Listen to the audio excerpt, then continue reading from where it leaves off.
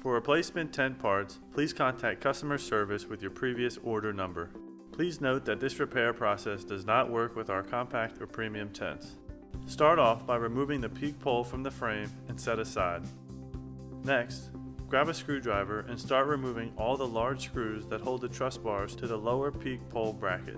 Place the screws aside for a future step. Do not remove the smaller screws from the bracket that are only accessible after removing the truss bars from the lower peak pole mounting areas. With all the large screws removed, start to pull out the truss bars and remove the lower peak pole bracket with its pole attachment still attached from the frame.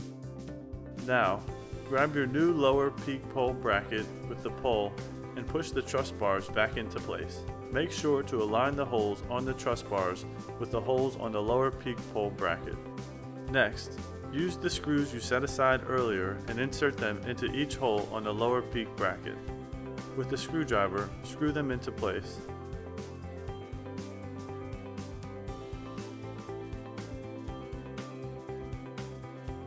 Lastly, locate your peak pole you removed earlier and reinsert it as shown.